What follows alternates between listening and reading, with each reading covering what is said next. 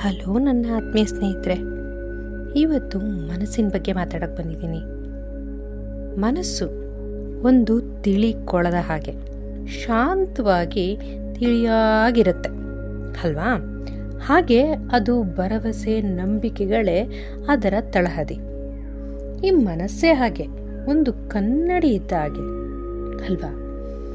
ಅದಕ್ಕೆ ತನ್ನೆದುರಿಗೆ ಇರುವುದನ್ನು ಪ್ರತಿಬಿಂಬಿಸುವುದಷ್ಟೇ ಗೊತ್ತು.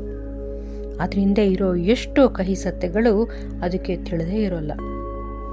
ಈ ಮಳೆಯಲ್ಲಿ ಮನಸ್ಸು ಅತ್ತಾಗ ಕಣ್ಣ ರೆಪ್ಪೆಗಳಿಗಷ್ಟೇ ಗೊತ್ತಿರುತ್ತೆ ಅದರ ಅಳುವೋ ಕಣ್ಣೀರೋ ಅಂತ.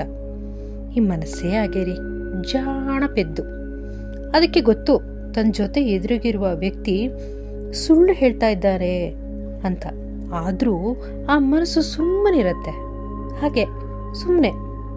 ಅದರರ್ಥ ಆ ಮನಸ್ಸು ಪೆದ್ದು ಅಲ್ಲ, ಮೊದ್ದೂ ಅಲ್ಲ, ಜಾಣ ಪೆದ್ದು ಮನಸ್ಸು. ಆ ಎದುರಿಗಿರುವ ವ್ಯಕ್ತಿಯನ್ನ ಮೇಲೆ ಅಷ್ಟು ಭರವಸೆ ಇಟ್ಟಿರುತ್ತೆ ಮನಸ್ಸು ರೀ ಪಾಪ ಅಲ್ವಾ? ಮುದ್ದು ಪೆದ್ದು ಮನಸ್ಸು.